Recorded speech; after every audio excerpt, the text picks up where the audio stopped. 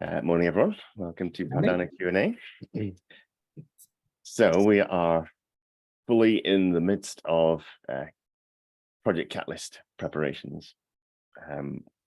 Votes are vote registration is up and running. We've got another 7 days until the voting snapshot is taken.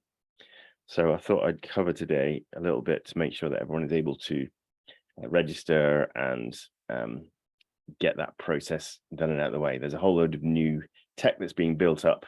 Some of it's ready to go for this fund, some of it's not, but a couple of tools we can play with today. I haven't done this process myself yet, so a lot of it's going to be new to me as well, so we might fumble a bit, but it'd be good to get it done, I think. So is it worth going through the process together then online while online? Yeah, I think so. Because I downloaded the app last week. I've not done anything at all. So you got the Catalyst voting app downloaded. Yeah, on the mobile. The rest of the steps. Cool. That's perfect. So let me go to screen share.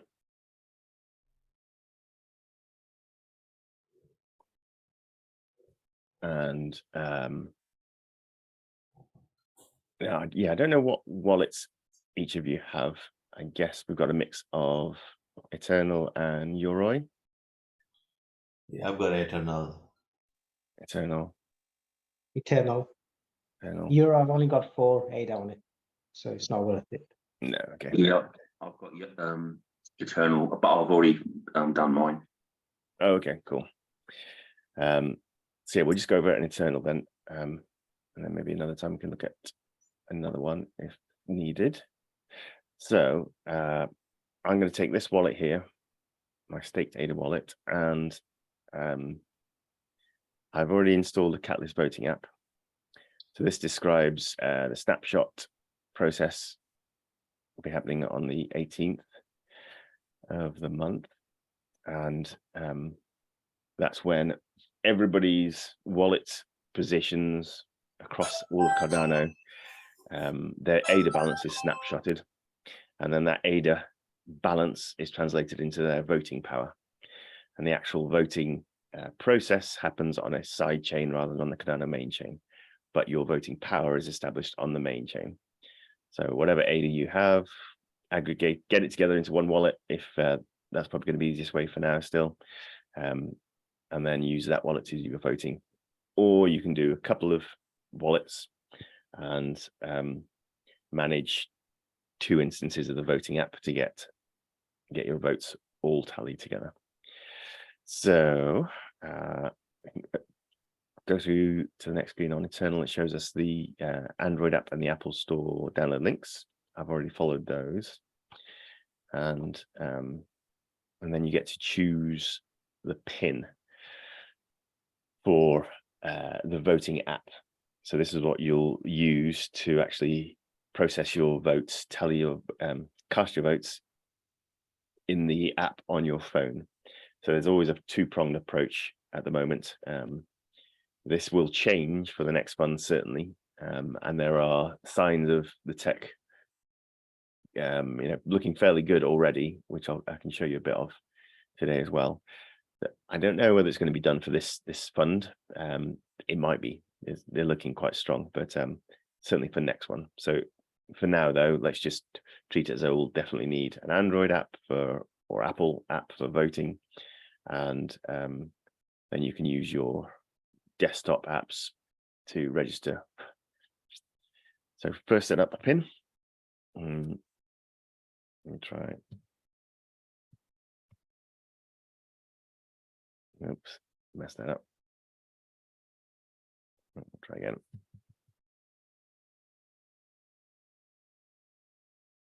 Okay. And then a voting registration. So yes, the crucial thing is that when the snapshot is taken, for that wallet to count, you need to have above 500 ADA in that wallet. So that may mean moving stuff around to get it all into one, or you might just have a couple of wallets that are already above that balance that you want to carry on with. Registration requires you to sign with your spending passphrase. So if you get your spending passphrase for that wallet from however you're storing it, I recommend using Bitwarden. And it's giving us a bit of detail on the transaction itself. So there'll be a transaction fee, and that's all you'll be paying. If it's your first registration, which each registration will be this time, yeah, I think you pay 2 ADA as well. I've got the figures hidden at the moment, which is a bit annoying, so you can't actually see the exact breakdown of that transaction, but I think it's about 2. So in fact, let me show that. That'll be useful. Actually, I might need to use the other wallet because that doesn't have 500. We can register with this one anyway, and I can move that. So spending password. So yes, it's just showing us a transaction fee for this stage. And this will be signing your voting stake key. So which is actually a different staking key to your earning stake key and your addresses for your wallet. So get this password.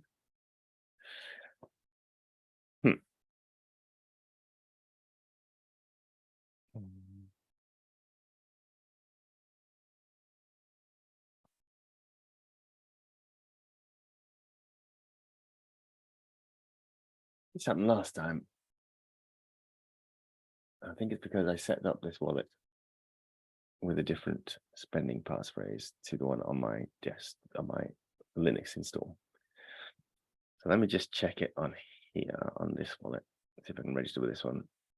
Oh no. Let's see if we've got this one right.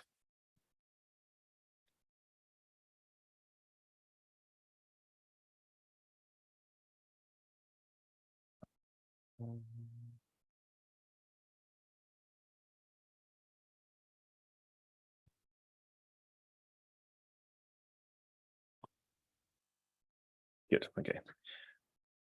So that then, once you've signed that transaction, it presents you with QR code. And that is a QR code you then need to use to scan from your Android or Apple app. So I can now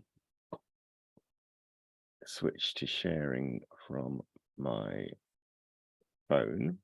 I'm using an Android phone. If I stop this share, are you seeing my Android phone now? Okay. So Yeah. I can open up my Catalyst voting app. Let me try and close it and open it again. Do it from scratch. So yes. So this is now asking me to connect a wallet to my voting app. Because the snapshot's been taken in 7 days. And once we've done that, then the app will spring to life in terms of seeing what you can vote for after the period opens up. So this is reiterating the fact that if you have previously registered, you can actually go through and vote in Fund 10. But to actually earn rewards for voting, you need to re-register because the underlying technology has changed, things have moved on. You're actually being paid out to your normal wallet address rather than via your stake key, which is how it's always worked up till this point. This frees us up for a whole load of better implementation in user interface further on. So it's an important step to get done. So I'm going to be using the voting QR code and PIN. So in the app, I can now say I'm ready to scan my QR code. Stop and interrupt me if you get stuck with anything. So Sorry, Jonathan. I haven't really installed the voting app. It's just in the Play Store. I just need to put the Catalyst voting app. What I need to press? What I need to sort of search for? so yeah, search for Catalyst voting app in the App Store. Okay. Right. So I've actually followed the process from my mobile. I've got the QR code on the mobile on the Eternal wallet, and now I'm in Catalyst app on mobile. Does it allow me to paste the QR code rather than scan it? It might do. We'll have a look at that in 1 second. So Utan, you found the Catalyst voting app. Yeah, and also I don't have it in my mobile, but Jaya got it. Is that same voting, because I have installed in last year? So is the same one, or do I need to reinstall or update it? There'll be an updated version. Okay. So yeah, this one was updated just last month. I see. So go and upgrade it. And then once that's set up, you should be able to get in. And then we're back to the place where you are scanning. So can you paste the code?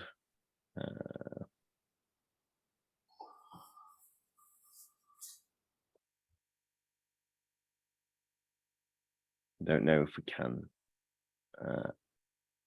paste in an equivalent code. I think it needs to be a scan. Possibly what you could do is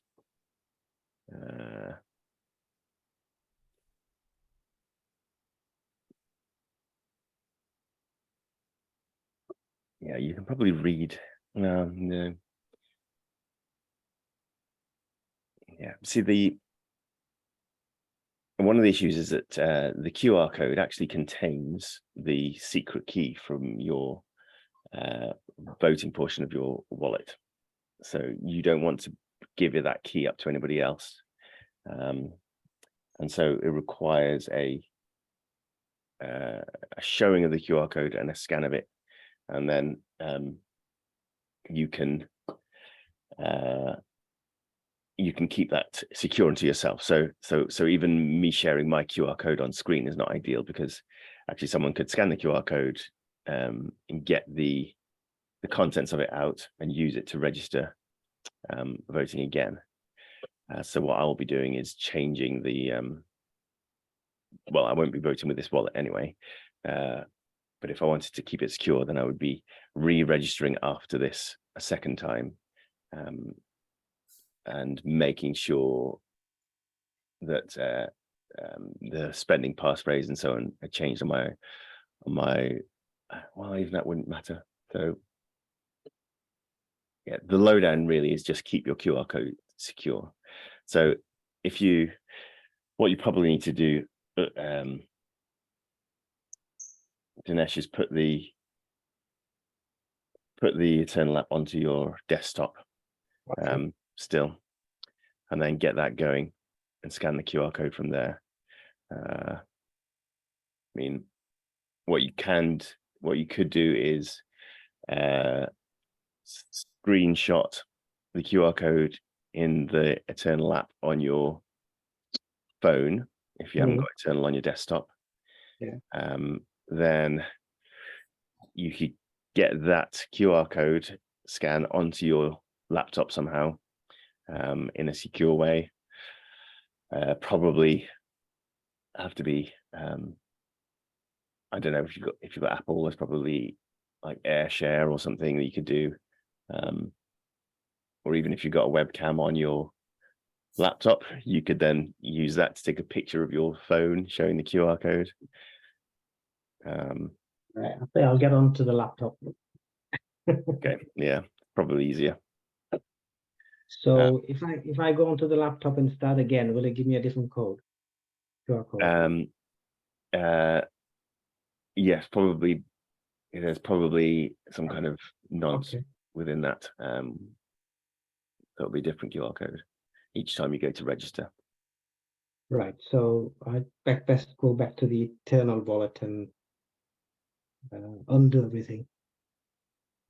Yeah, so back in Eternal on your desktop. Well, yes, yeah, that's going to be easiest, because you then will have the QR code on screen on your laptop. You can then scan it from the voting app. Right. Okay.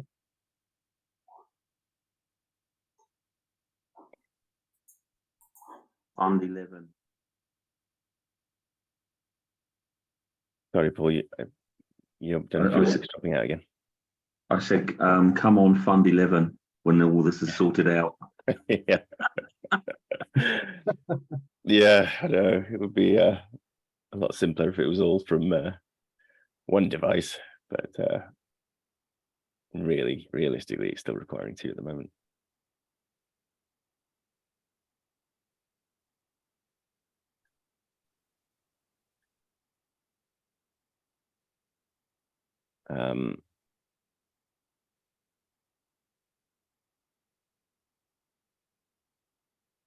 Let me go through and do it from mine for now. So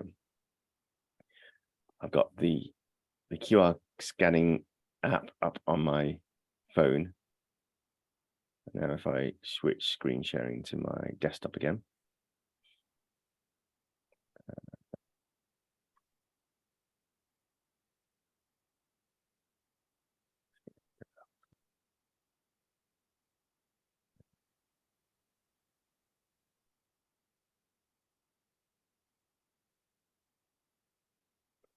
Yeah, there must be ways to get the hash into the voting app. Am I just not finding it on the phone, perhaps?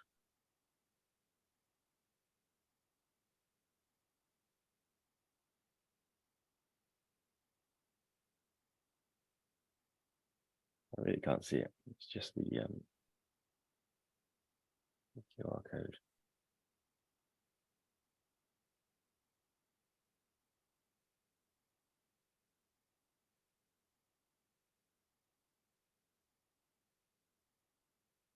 Okay. So anyway, that's my desktop. So you need to get to this stage with the QR code showing on screen.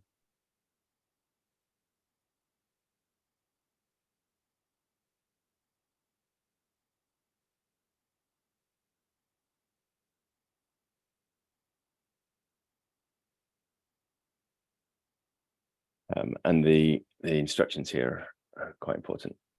So it's saying we saved a local backup of the encrypted voting key in case you lose it.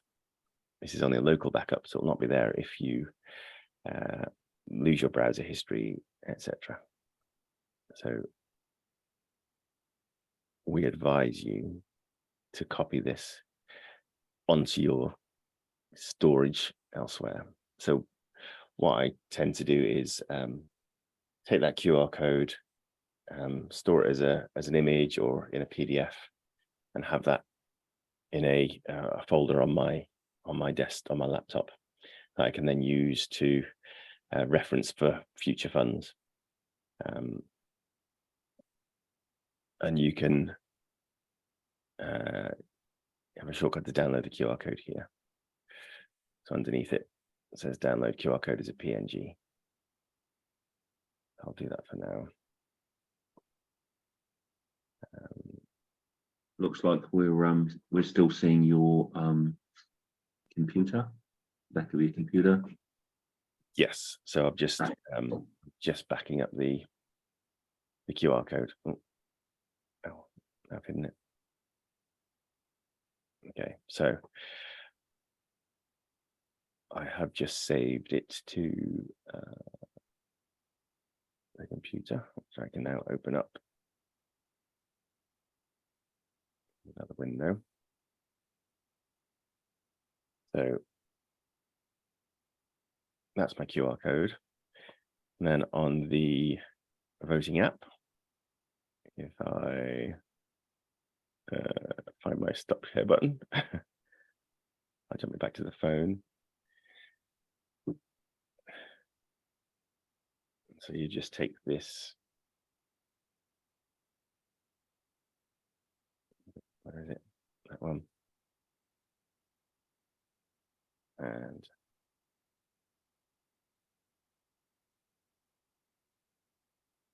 get into the frame on the voting app. Like that. And then you're asked for the PIN code that you set up.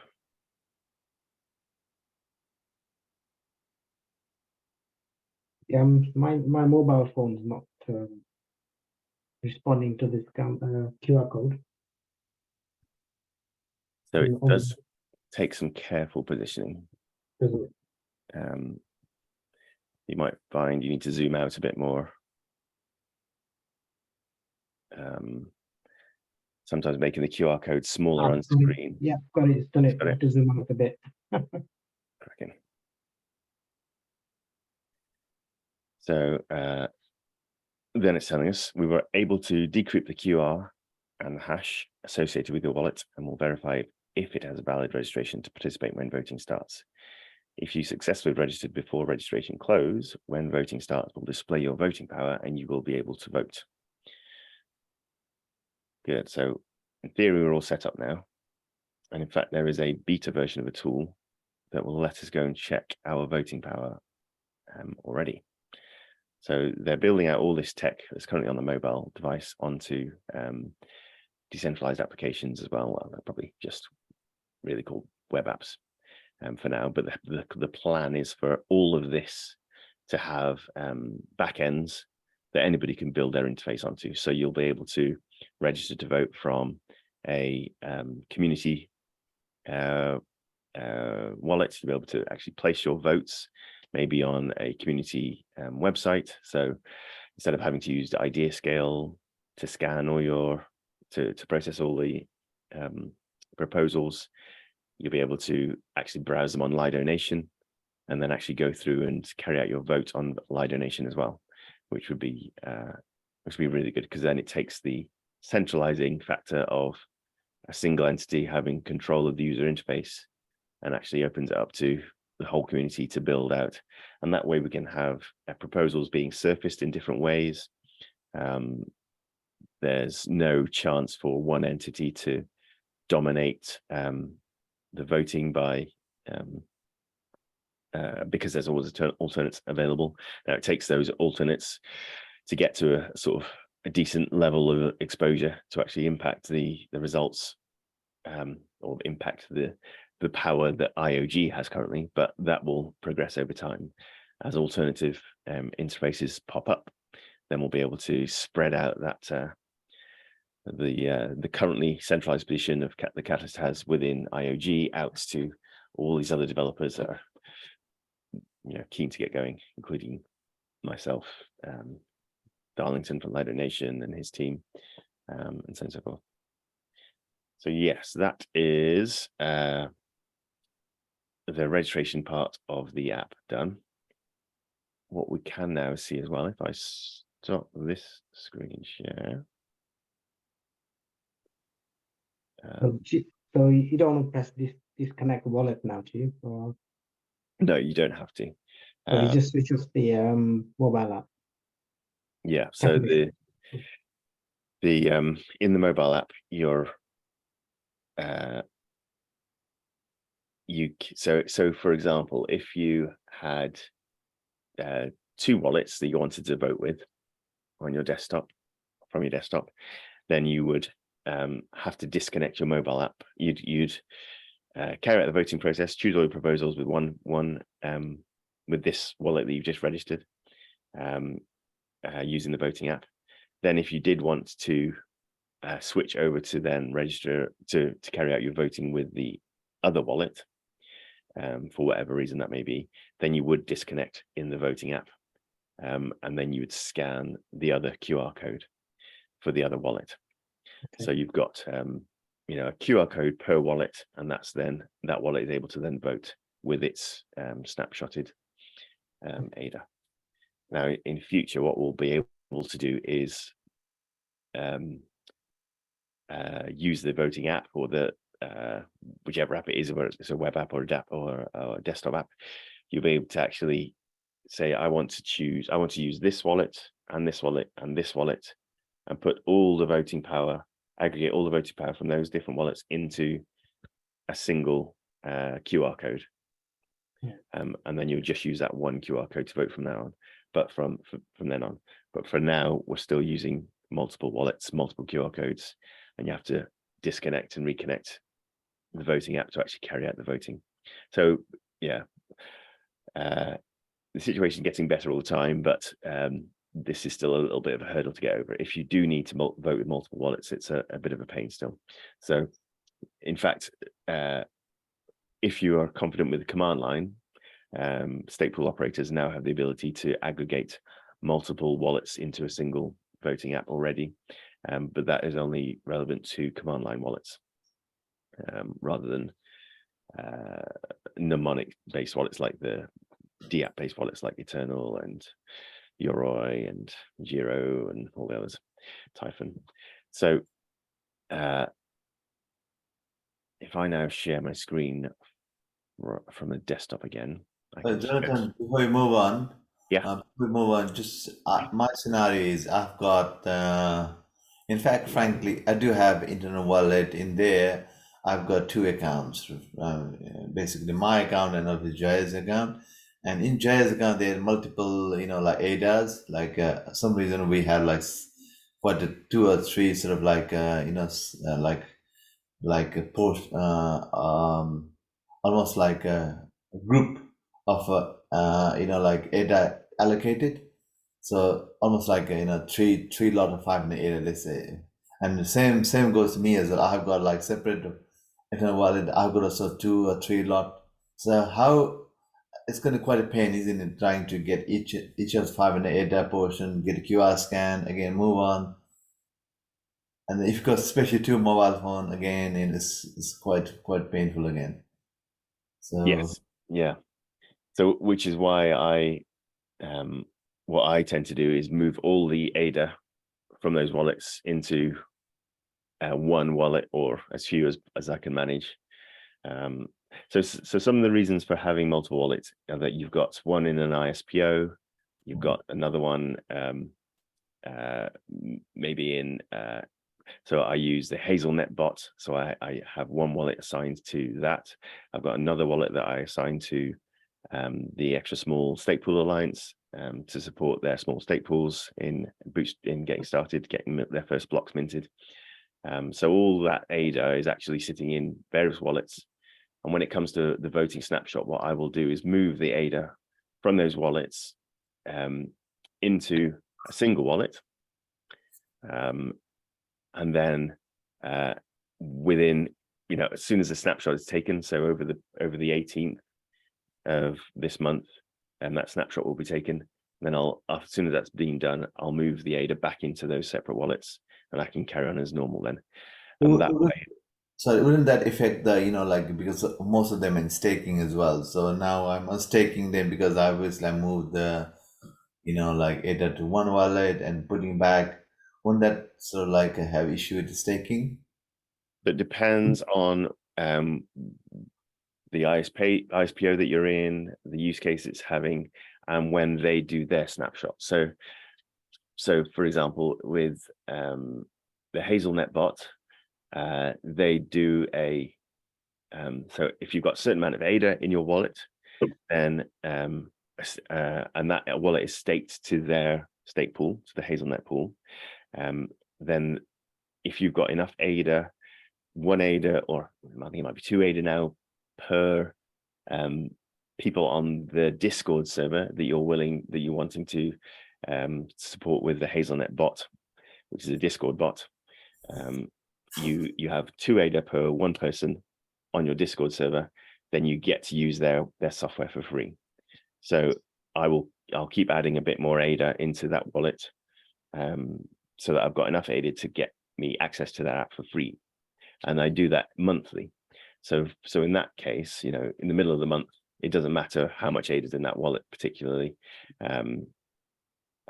or for that middle of that epoch anyway.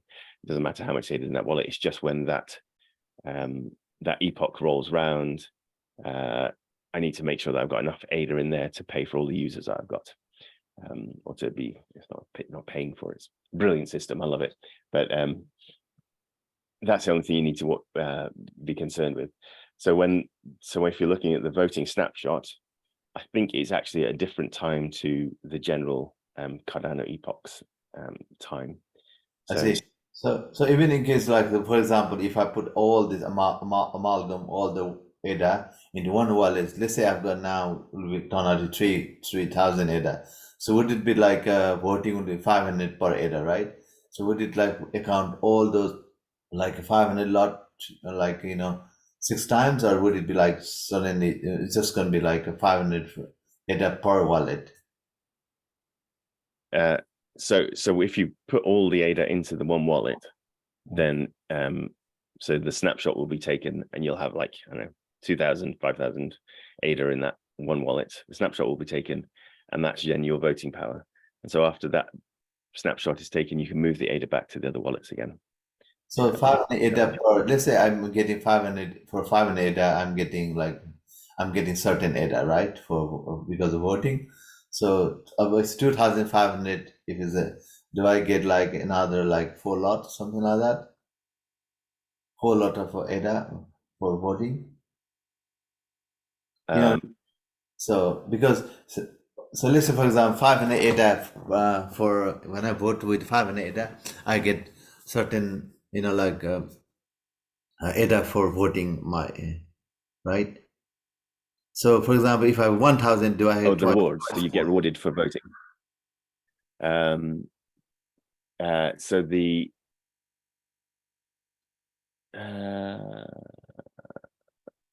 I think the voting reward is proportionate to how much voting power you have. So if you've got, so if we have 10,000 people voting and they've got 10,000 ADA between them, then the reward will be proportionate to whoever, if one person's got 5,000 of that 10,000 ADA, then their reward will be 50% of the reward pot.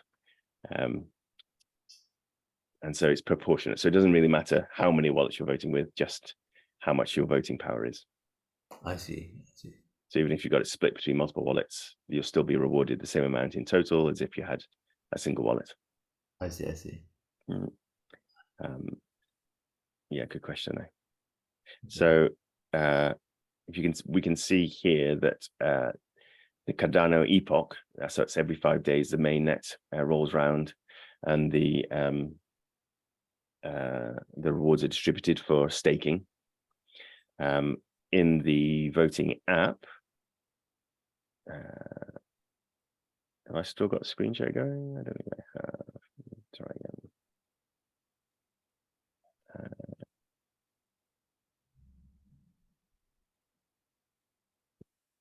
Voting app. If I stop this share, you should see the other one. Then you can see that's 7 days, 11 hours, 50 minutes.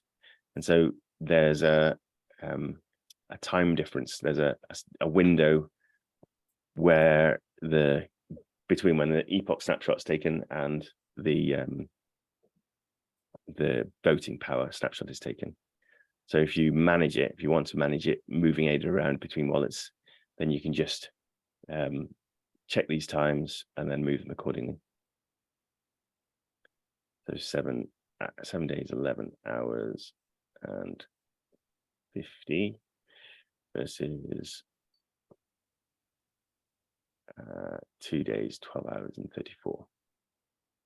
So yeah, that'll actually be 5 days. So it's about the same time. So there's an hour difference, an hour window. Seems a bit tight.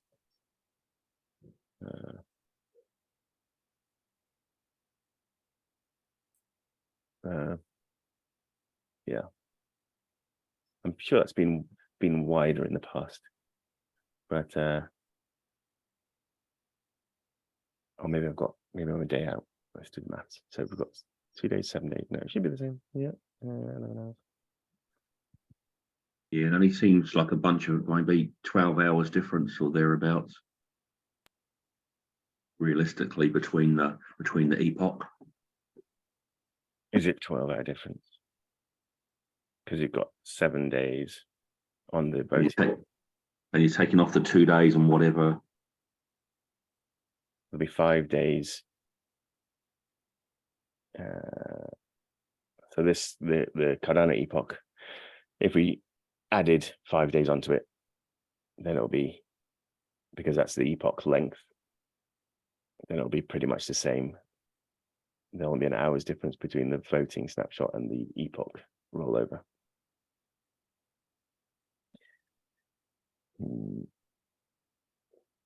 Yeah, so the voting snapshot was happening first an hour before the Cardano epoch rollover. So yeah, you'd actually have to,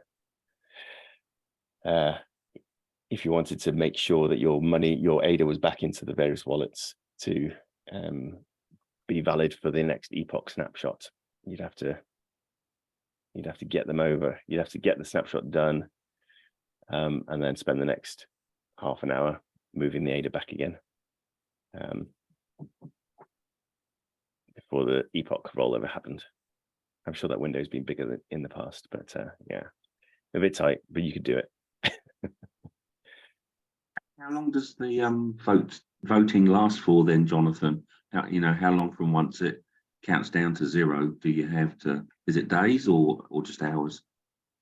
So then we've got a wait, stop that share. And then we'll have a few days. I did put the timeline onto the website, so rough reference to it. So we've got the snapshot happening on the 18th, and then the voting period itself will run from the 18th.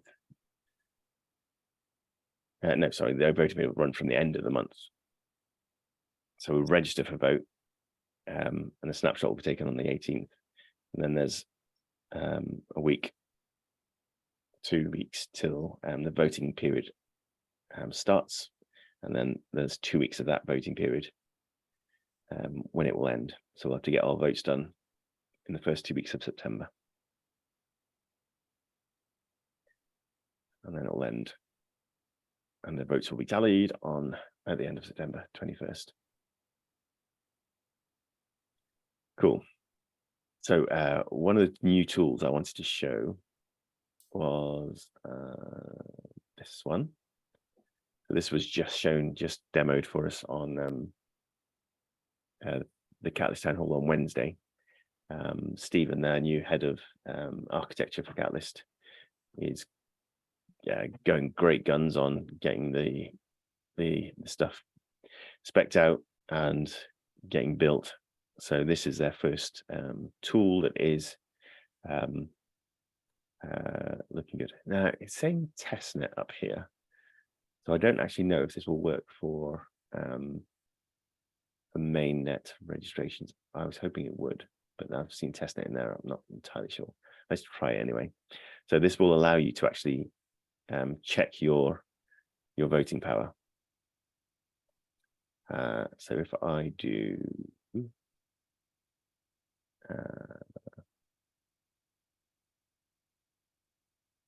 upload QR code, and then I can get the QR code that I had downloaded earlier. Let's see if it works.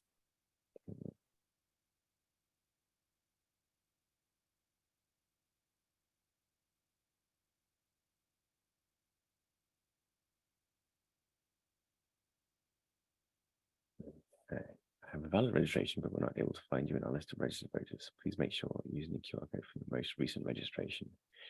If you recently registered, please wait and try again in 24 hours.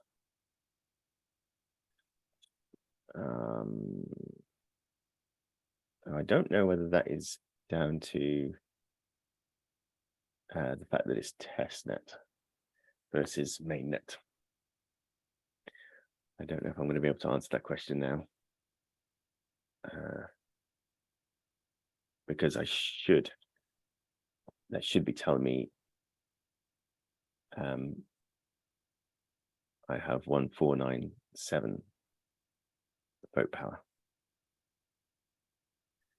if I'm understanding everything correctly, because we've just registered, so it's the latest on chain, and there is valid ADA in that wallet. The vote power should tally up. So maybe it's to do with it being on testnet. Interesting though. So that's it. I mean, it effectively shows us how in the future we'll be able to come here and actually test our our registrations in advance before the actual snapshot is taken. So we'll know we've got our registration process completed correctly. We'll see exactly how much they think our voting power will be. The snapshot, of course, if things have changed in your wallet before the snapshot's taken, then you'll have to modify your expectations accordingly. But this is a pretty good demo of where the tools are headed, because this then will be able to be run at any point in time. You don't have to wait for the snapshot itself to then find out what your vote power is, which is what you have to do in the app currently. So you know, a very useful addition to the tool set. Okay, good. Any questions amongst all that? Actually, for the internal wallet, I think I made mention. Obviously, they've changed the setup, which I obviously freaked out, because obviously you used to be able to lock your wallet. Now, obviously, you can't. So, with regard to those sync symbol, what does it actually do? So yeah, this symbol has replaced the lock mechanism within internal. So if you have clicked this, so that's it, that's its default state, and it's using automatic syncing, which means every minute or two, then the balance within that wallet will be updated from the on-chain data. You can, of course, manually force a refresh by clicking this little recycle icon up the top here, and that refreshes the balances across all the wallets. But if you've got a particularly old wallet with a whole load of NFTs and ADA in it, and it might take it might be quite intensive to actually check the correct balance if it's got like hundreds of UTXOs in there. So you can actually turn it on to manual syncing rather than automatic syncing. And that will just then make this automatic syncing on your other wallets snappier and faster. So it's really, if you've got, as far as I can see, it's really if you've got a kind of complex, problematic wallet that's then slowing down your experience across your other wallets. So I don't see it really as crucial for the high the high value real estate position it's taken in the app. But I thought the lock mechanism was much better. But this is where we are. Of course, this is a community wallet, so you can go and rant and rave about it on the Discord, ask the questions, probe them a bit. Well done, Paul, for that. But yeah, as far as I can see, it's not particularly useful for anybody, for any sort of usual, normal, lightweight user. So yeah, there we go. Any other questions on Eternal while we're here? I noticed that the sending tab has reorganized itself. It's actually a bit more efficient now. So previously, when you were sending ADA or tokens between wallets, it was quite a disconnected user interface. You had you actually had the wallet selection of where you were sending your ADA down here, sort of out of the way, and now they've brought it up and put it into this button here, which is great. That's a lot more logical. So now if you're just sending ADA between your wallets, you can just come in here, grab your other wallet, send to account, and it'll drop the receive address for that other wallet into your send box. So that's quite tidy. Another really nice feature is they've added an address book. So you can actually now manage multiple address entries. So for example, in here, I now, on my main operating system, and I have the receive address for my centralized exchange wallets. So when I want to move some ADA from my DeFi wallet, my self-sovereign wallet, over to Binance or over to crypto.com, I can have that address stored here in this address book, and I can just then click on it to really speed up the pace of getting transactions done. So it's quite handy. In fact, I might just add one in here as a demo. So if I'm going to add the receive address for one of my centralized exchange wallets, and this of course could be just a friend's wallet or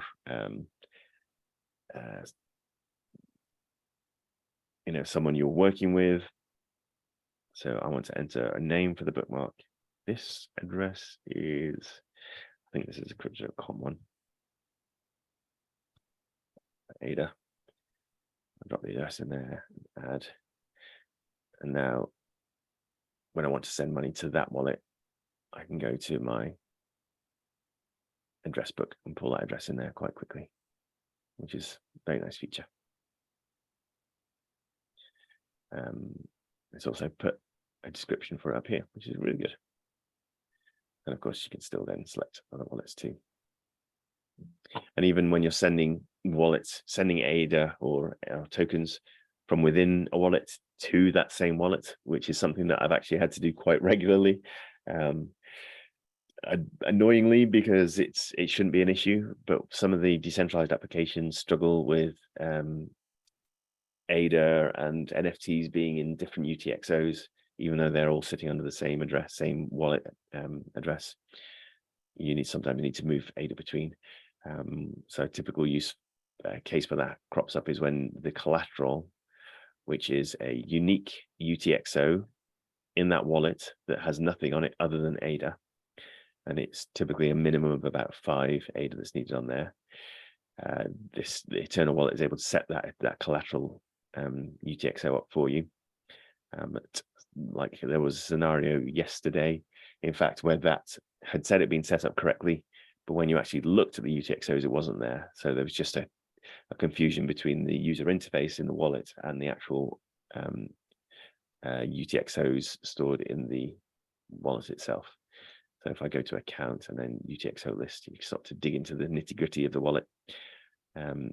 This is a wallet address. And then this is another wallet address, but both, of course, are sitting within the same area on the blockchain, the same storage area on the blockchain, the same global wallet. And then down here, I've got another address, which is I've reserved as a collateral. So there'll never be any NFTs in here. There'll only ever be this 5 ADA balance, and I won't spend it because it's flagged as collateral. And that allows me to interact with decentralized applications like MinSwap, usually swap without issue. So sometimes you need to create that yourself. And so then you'd be sending ADA, 5 ADA from, say, this address into a new address that you're setting up. So you're actually sending it within the same wallet. And that's where, that's why you can select the same wallet. So I'm in Tom, I'm actually selecting to send ADA to Tom as well. So that's a sort of a scenario where you may actually need to be sending ADA within the same wallet. These again are all sort of advanced use cases that you'll stumble on and then figuring out how to fix your problem down the road. But that's why we're coming into this room, to figure out what the hiccups are. We're basically breaking ground for all the people who have the easy life that come after us. So well done for being here. And then of course you've got a button here now to actually show the receive address for the QR code. Let's try and just scan my QR code. But yeah, I won't need to do that here. Good. Quick run through on Eternal's updates, which are looking really good. Eternal's a great app, great wallet. I struggle to see myself being drawn away from it to anything else now, to be honest. So they've done a really good job. And you can also, I believe, hide your account amounts as well. If obviously you're sharing your computer, just to hide the sums that are in your wallets. Yeah, so you can click this little eye icon up here, and then hides all the ADA balances and token balances in your wallet. That's quite useful. Is that what you were talking about? Yeah, that's it, Jonathan. Yeah, cool. Yeah, and then so even on the summary pages, everything's hidden. And then of course you want to see that, you can just untick it and it'll show you the balances. Good. So while we're here, let's have a look a little bit at the pool performance lately. It's been pretty strong. So we've had a nice result this last epoch, where we dashboard, and then we do pool PM. Nice run of block production. 52. So we're up to 52 now, which is great. We've smashed through our 50 barrier. Because epoch 4 to 8 was actually a 3-block epoch.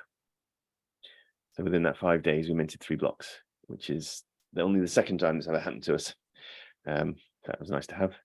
And then already in epoch 549, we've minted 1, 2 as well. So our recent block production has been pretty solid. So Pretty good. Yeah, last 2 weeks been pretty good. This week and last week was like a good surprise. yeah, it's nice to see them coming in. And we had been sort of down on our luck, as it's called. So we were running slightly below our expected number of block production, and now this has jumped us back up to where we should be again. So over the year, it's all supposed to average out. So it does leave you with a little bit of confusion on the blockchain explorers, because they don't really know. So like here, this is trying to determine what our return on ADA is over based on the last. Well, so that's based on epochs 426 to 427. So the previous 2 epochs that actually paid out. We haven't had payouts for 428 and 429 yet. So we're up to 3.2% return on ADA based on those 2 epochs. But of course, every epoch, some will have one block minted 1 epoch, and then 2 the next, and then none for 2 epochs maybe, and then 4 for the one after that. So it's all randomized, and it makes it very hard to actually pull useful stats on your performance as a pool out of here. And so yeah, previously our luck has been below 100%. Now we're on 150. So it's being a small pool is a bit traumatic. If we had 50 million ADA delegated, then these numbers would be nice and even. But it paints a kind of an awkward picture one week and a fantastic picture the next in the explorers, which doesn't really bode, doesn't lend itself well to securing delegation from these interfaces. So really, word of mouth. Quite a strange getting used to now, because I used to be on Binance, locking up my ADA on there on staking, and then every day used to get so many on a daily basis. It's always fixed percentage, so you could it was like guaranteed. The only thing was that when it times out, you may not have enough slots available to get back in again.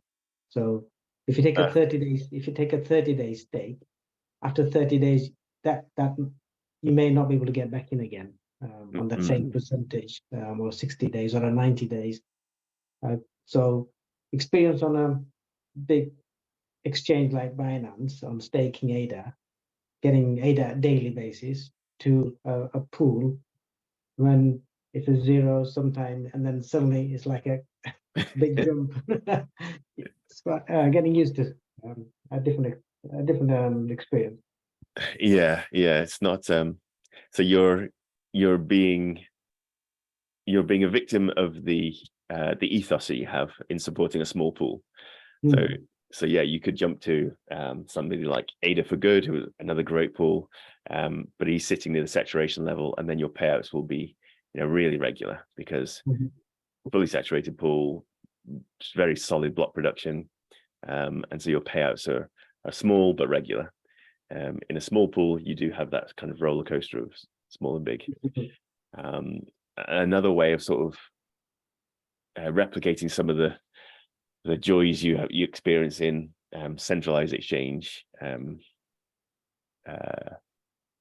mechanisms, you can sort of now get through bodies like Optim. So if you are really keen to look at an opportunity to get a better rate of return for a fixed period of time, and with known amounts being paid out, then certainly do keep an eye on these opt-in bonds, because there are ones that appear on here now for really, really, good rates of return compared to.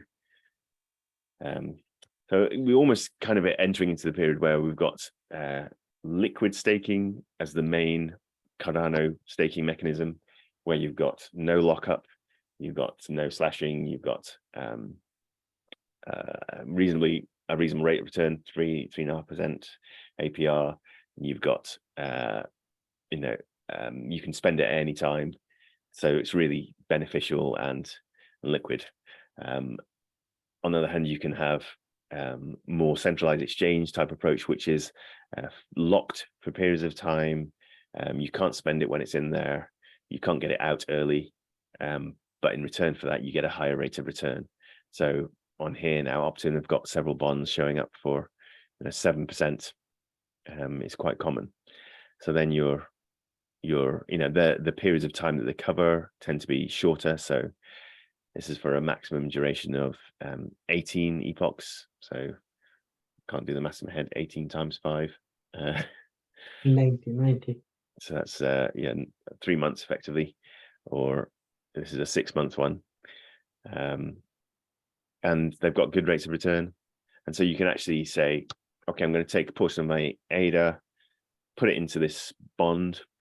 I know that at the end of that bond, I'm going to get back out exactly 7.16% of however much I put in. And in the meantime, somebody will be using that ADA for other mechanisms. So the sort of use case that they're purporting for these at the moment is that people can come in and borrow ADA from us, and then they have the opportunity to use that ADA to enter into ISPOs, so initial stake pool offerings. That's why they're called ISPO bonds. So they could borrow 500,000 ADA here, or 100,000, 250,000 ADA here, use it to put it into an ISPO to earn. That could be a 99% ISPO pool, where you're not getting any ADA returned to you, but you are getting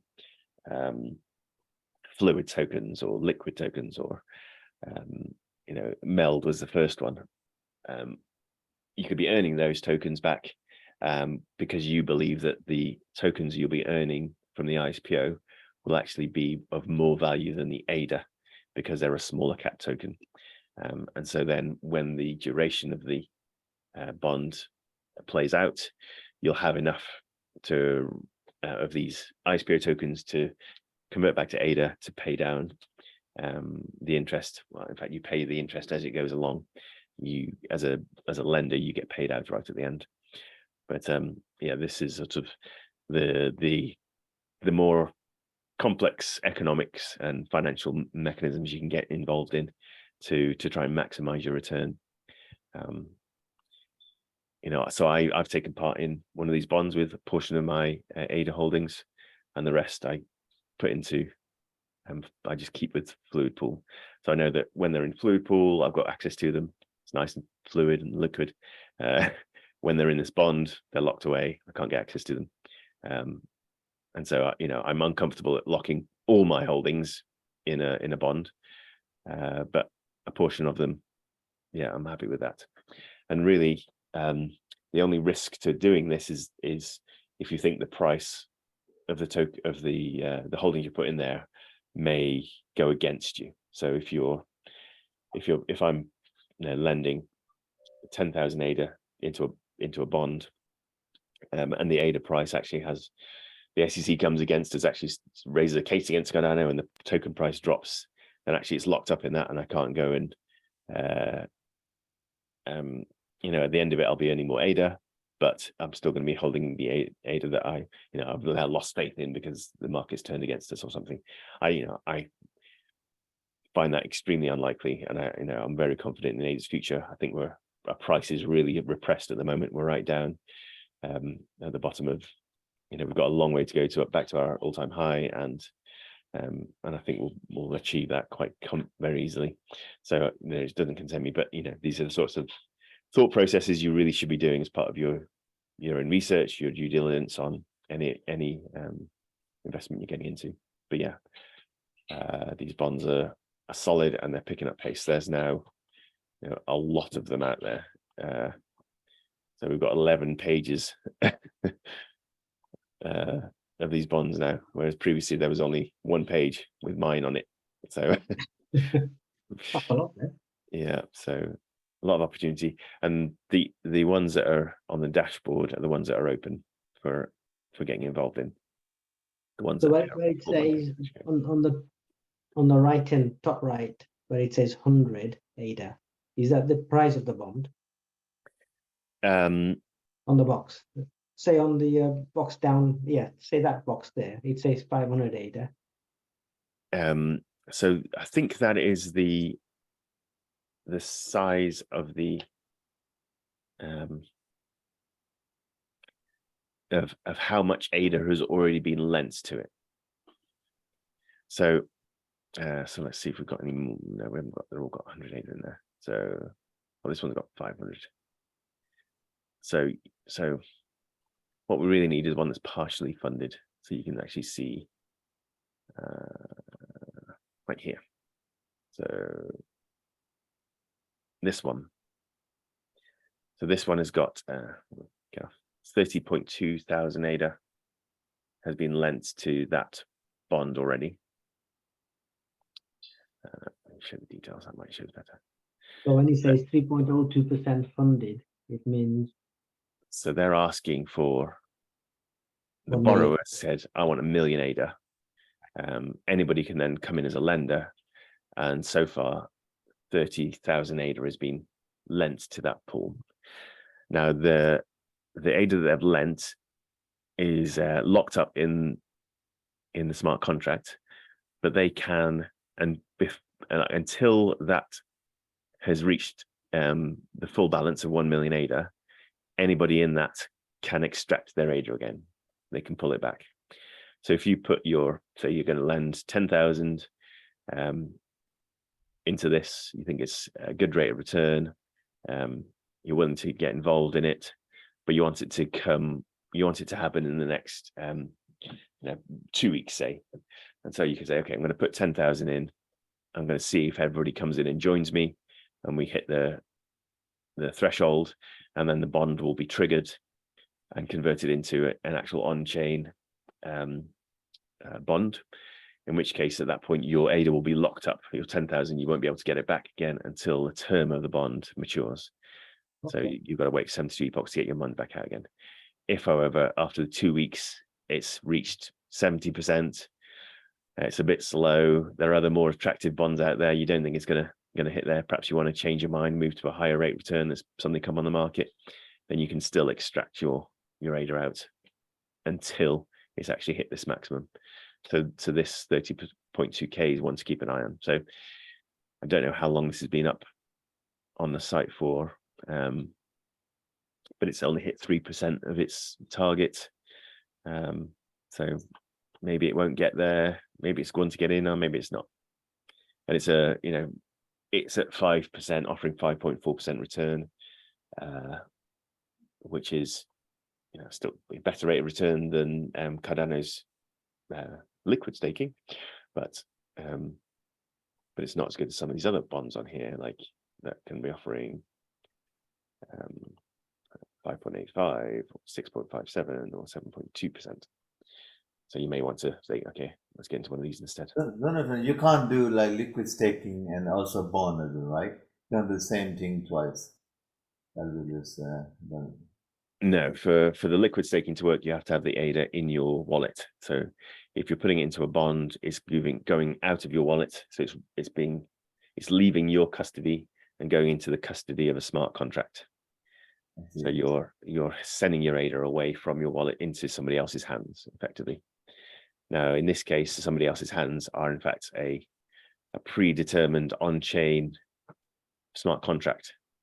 So if you trust the bond mechanism, the smart contract mechanism, and you can see it's got, I don't know what it is, 100, 220 probably bonds now on chain. Fluid Bond has been running, was one of the earliest ones, and that's been running for 9 months now, I think, or 7-8 months.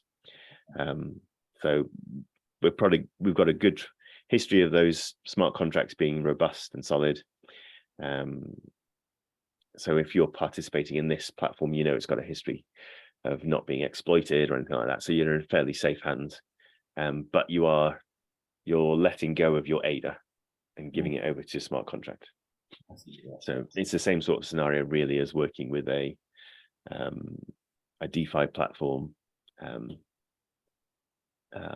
more sort of centralized in its security metrics. So you're trusting a third party's code rather than Cardano's native code, but it's not like handing it over to Binance, because Binance could actually, in their staking mechanisms, they have the ability to use that ADA to do anything they want with it in the meantime. Whereas in this scenario, they've got restricted use of that ADA. So when you're lending into one of these bonds, the person receiving the bond doesn't have the ADA itself to go and spend. They just have the stake key. So they can actually they can assign the stake key to one of the opportunities out there, but they can't actually spend the ADA. So you know that the ADA, that million ADA that's being handed over to the smart contract, can't be spent by the person who raised the bond. All they can do is control where the stake key is pointing. So in the case of Fluid Pool's bond, I borrowed 1 million ADA, and I can change where the stake key is pointing. So I can point the stake key at Fluid Pool, which is what I've done.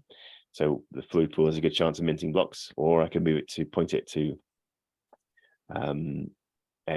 another pool if I wanted them to get the 1 million ADA delegation. I can also use that stake key to create a voting key, so I can actually vote with that 1 million ADA. But other than that, I can't spend the ADA itself. I can't spend that 1 million ADA and just buy myself a yacht. So it's a more surefire way of doing it than a centralized exchange, because as in the case of FTX, their staking mechanisms, the way that they're using their money, they're commingled the funds that people have put into their bonds and their staking mechanisms with the money they were then using to invest elsewhere. And so they had a real mess of, this is money I've taken from you that you've given me custody of. I'm supposed to be earning interest on it. Instead, I'm going to take that money and actually spend it on salaries and on bonuses for my staff and on and on investment opportunities at high risk. And yeah, that's how FTX ended up collapsing.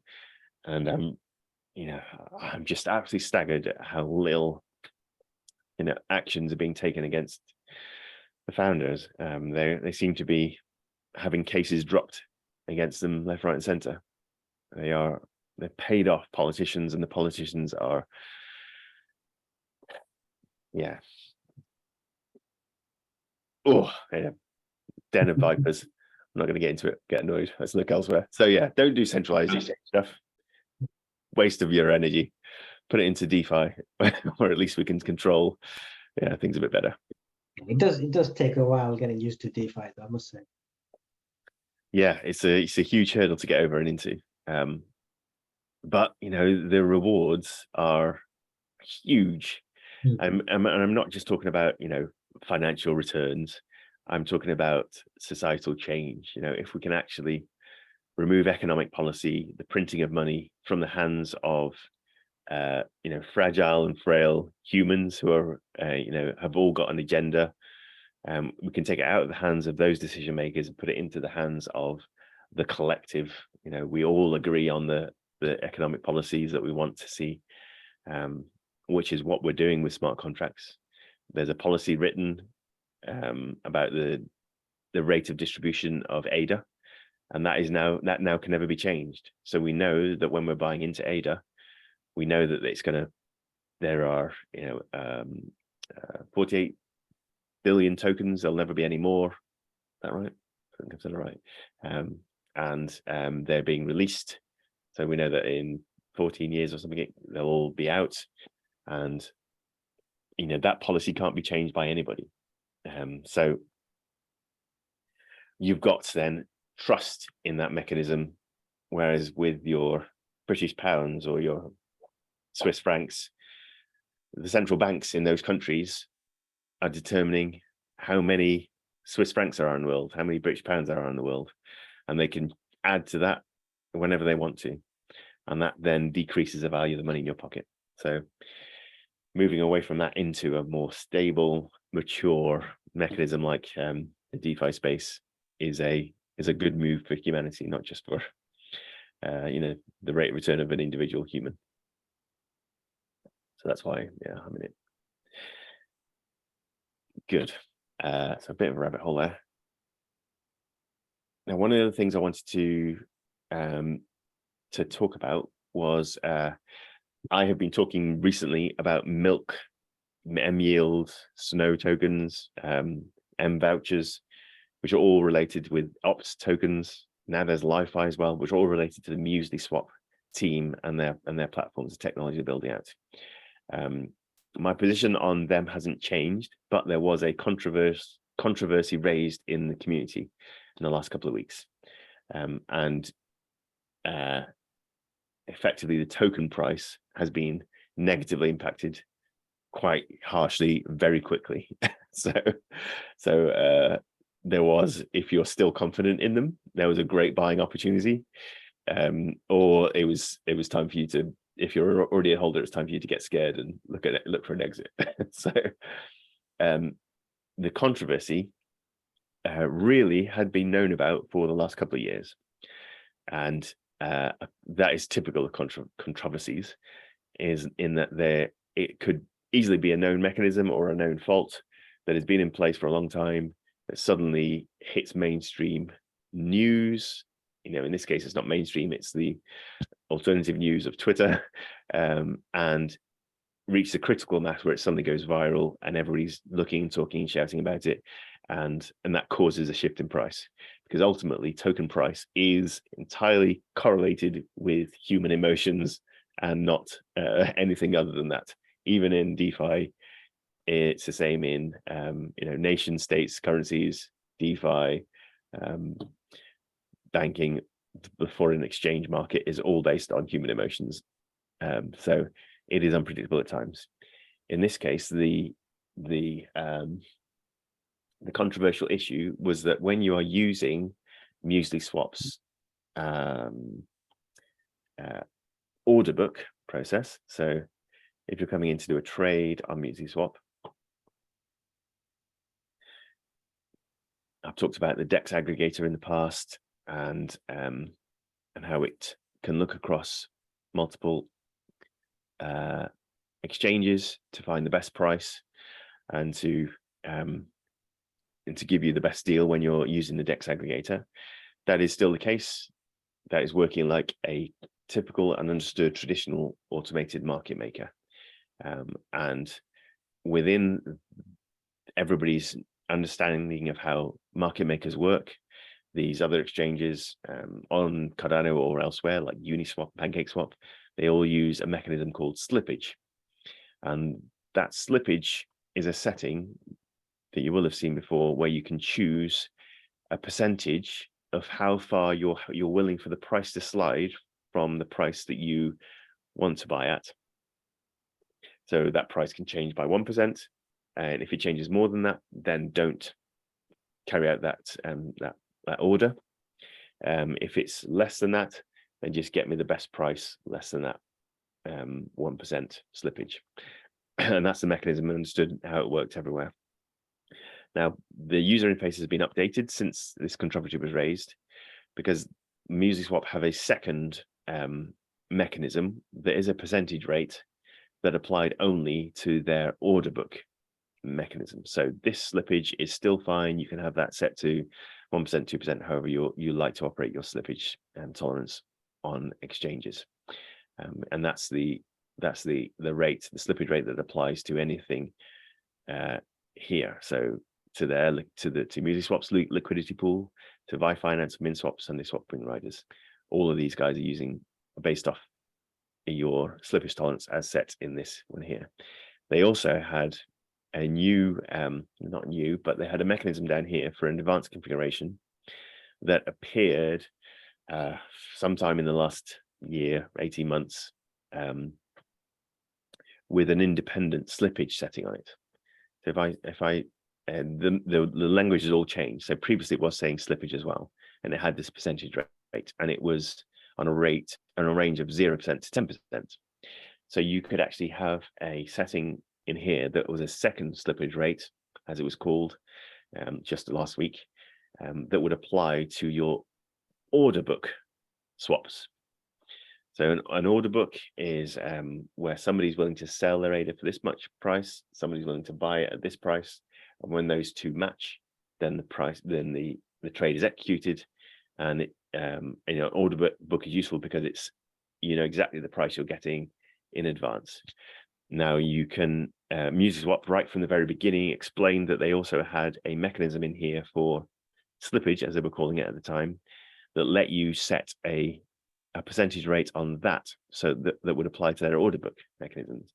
And there's a subtle difference between this sort of slippage and their AMM slippage, because the order book slippage was an optional fee that the matchmaker, the batcher who was processing your order book order, could actually take up to 1% for themselves as a fee for carrying out that order.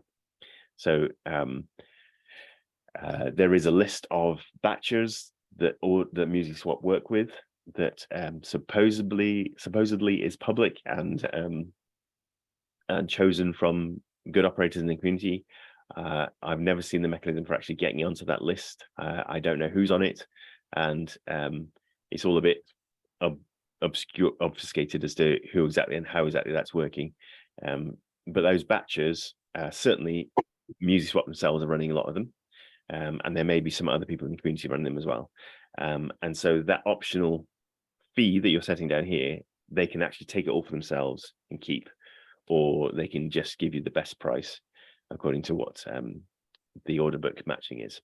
So if there's a 1% difference in the order book matches, then you can actually, then the batcher will actually fulfill that order at the 1%, if that's the slippage rate. If they actually find an order that's 0%, they could still take the 1% for themselves. And so they're sort of, it's a way to incentivize the batchers to operate and actually carry out those swaps for the order book. So it is a good mechanism. But the confusion is there's a subtle difference between an optionally taking up to 1%, and the understood way of slippage is that it's always a maximum of 1%, and it will try to be as little as possible. So it's a very different mechanism. And so in this setting was on suddenly for everybody at some point in the last several months, and this setting could be anything up to as high as 10%. So there were some people who had played with these settings, put it at 10% because they thought it was a slippage rate, same as this one. And if you're desperate to get into a trade, then you may put your slippage rates up really high. Right at the beginning of a token launch, the prices are extremely volatile. To get an order placed through, you might need a lot of slippage if you're really keen to get hold of that token. And so people do run with very high slippage rates. I don't, it just scares me. But the same, options 0 to 10% was on here.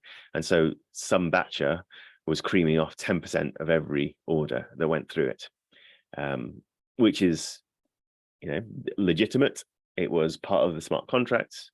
If you read the documentation, if you read the MusicSwap blog posts about the feature when it was launched, you would understand that. But for newcomers who came late, who played around with these settings without really know what they're doing, then they were losing 10% on all of the orders going through the order book.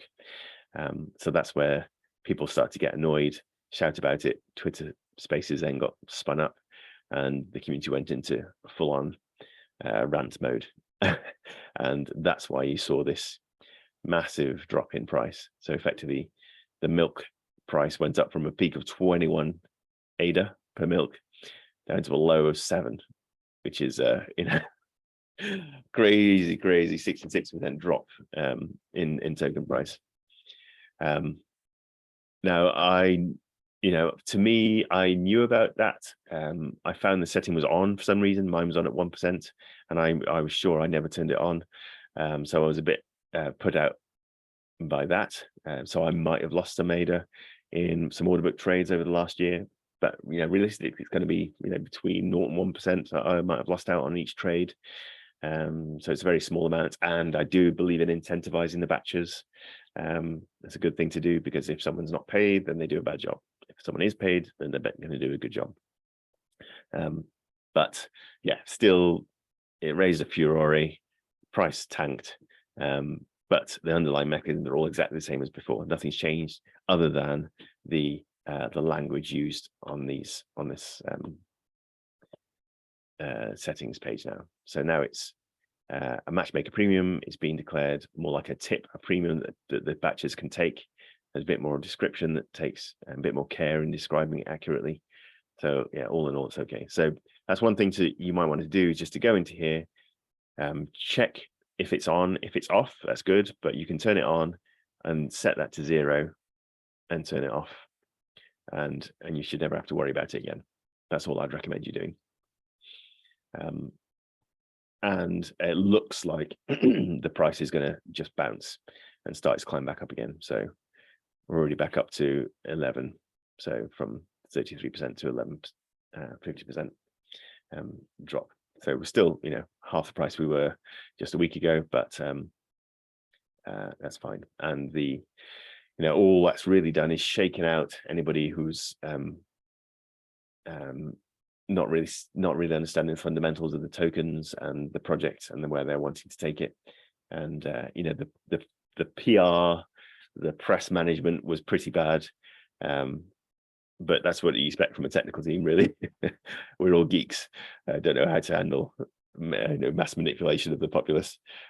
So yeah, even that, I'm willing to overlook, and so I'm not changing my position with MusicSwap or any of the yield farming and everything, and so on and so forth, at all.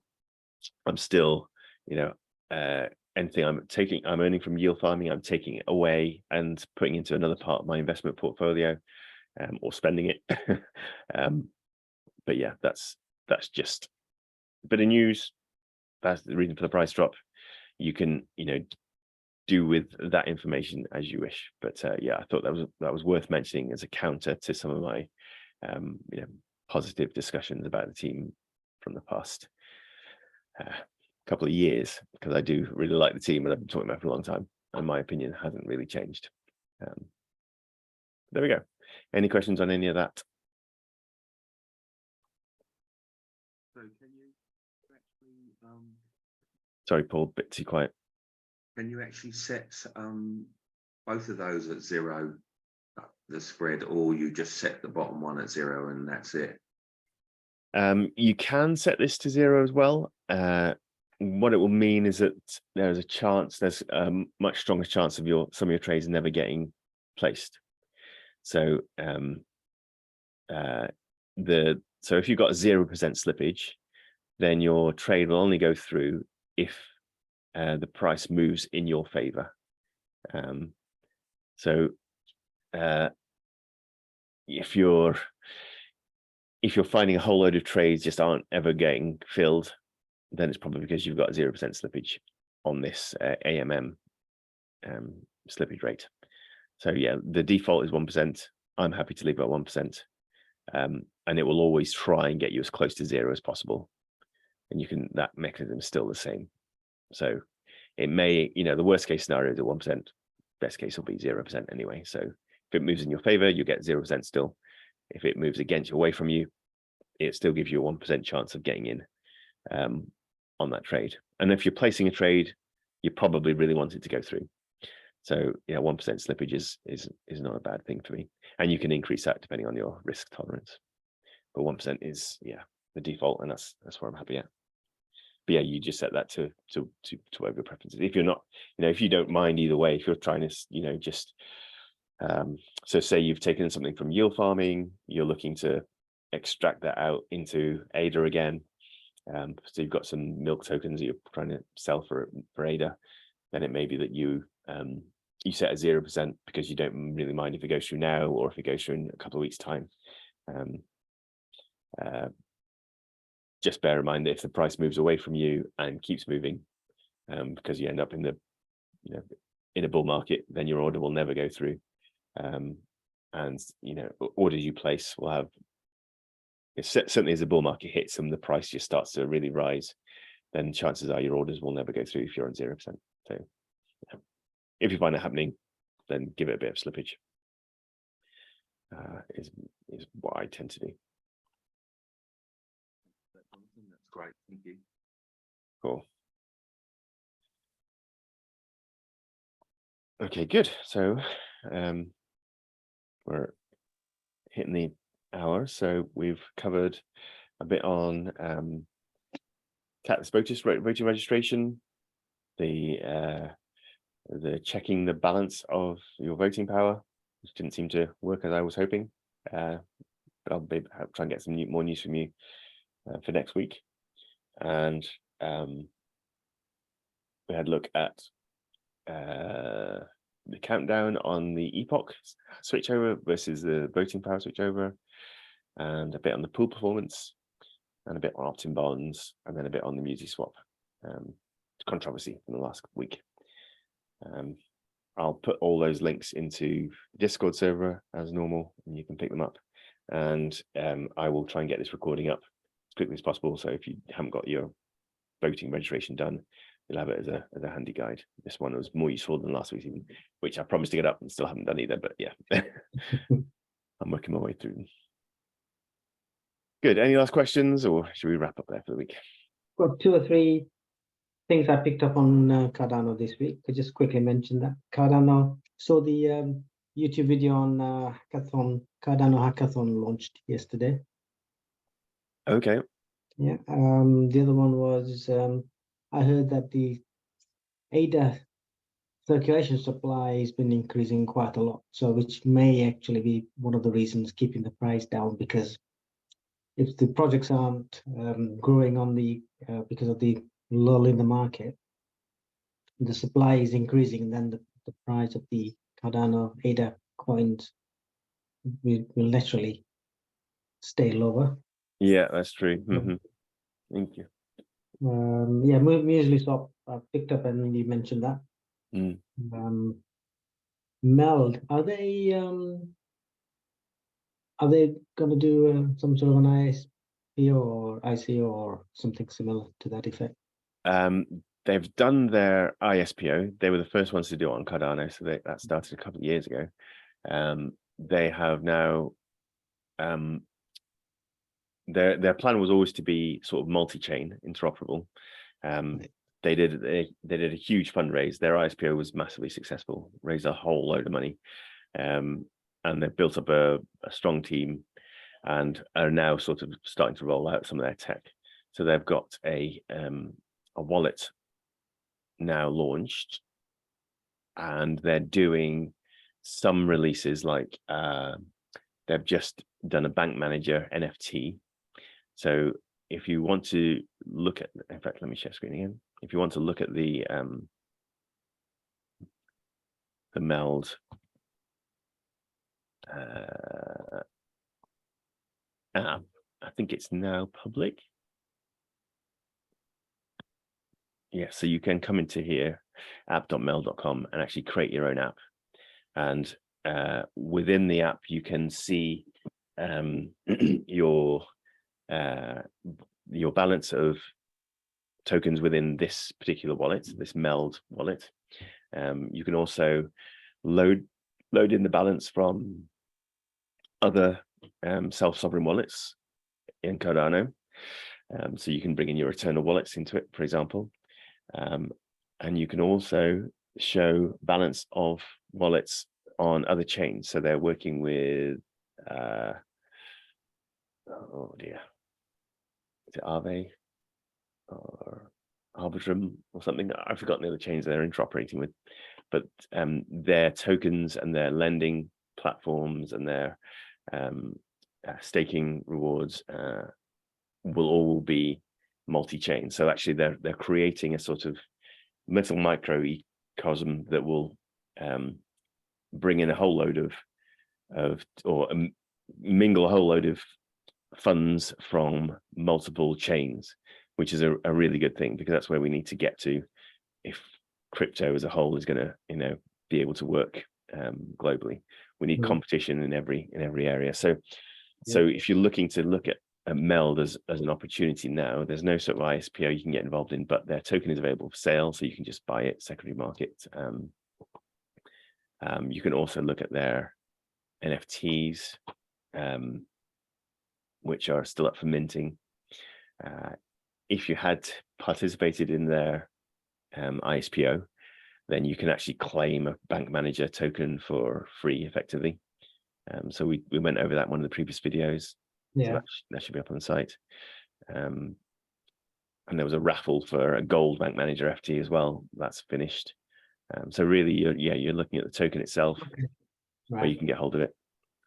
The token is available on centralized exchanges too. So then they're really working hard to get themselves as a sort of top tier token that is known throughout multiple chains. So you know, CoinMarketCap, CoinGecko will be listing them, for example. So they've got a chance other than just the niche Cardano native token space that most people are settling for. It's AVAX, that was the other chain, AVAX and Ethereum. Right. And yeah, they're on Bitrue and Mexi as a centralized exchange and listings, and that list will be growing over time.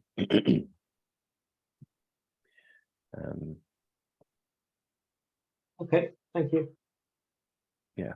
So yeah, one of the things as well is if you did participate in the IPO or you bought their token before the last 6 months or something, then it's worth getting hold of this app, getting set up with this app, because what you'll need to do, I forget the exact date, you'll need to come into this app and exchange your original tokens, original Meld tokens that you earned through the IPO for this new token, which will be multi-chain capable.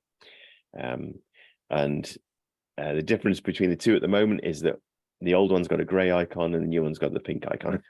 But the new one will be able to be bought and sold forever. The old one will cease being valid currency after a certain point. So you need to swap that old token for the new one. They're onboarding everybody onto the new token, and that's able to be done now. So that's worth doing if you do have any Meld tokens that are older. Thank you. A good, well-funded, large project that they do work closely with IOG as well. They're not.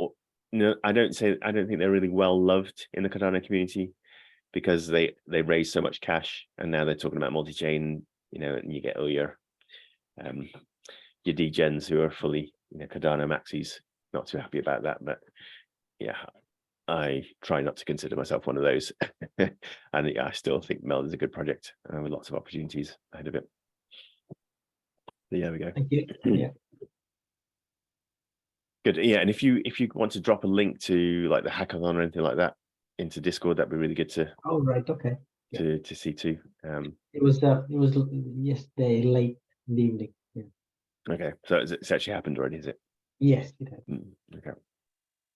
Yeah, and there are hackathons that do happen every now and then. I sometimes see them. I haven't participated in one, I think, so far. That's about it, but just all down to time and availability. But yeah, they're good ways to get exposed to the code. The best way, of course, is through Gimbal Labs Prusa's project-based learning courses, and which I talk about regularly. So do have a look at them as well if you're interested in the tech. Good, right. Got to wind up, head off. So thanks for joining again. Hope you all have good weeks.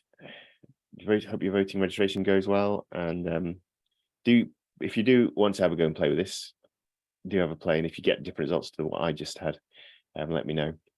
And if I hear anything about this as well, whether it's switches to mainnet, I'll give you a shout and you can actually go and verify with a bit more confidence. But yeah, I don't know if I actually got mainnet, could just change the URL. That work? Yeah. Anyway, thanks for joining, and I'll catch up with you all next week. Have a nice week. Thank you, Jonathan. Thanks very much. Pleasure. All right. See you all soon. Bye. Okay. Yeah.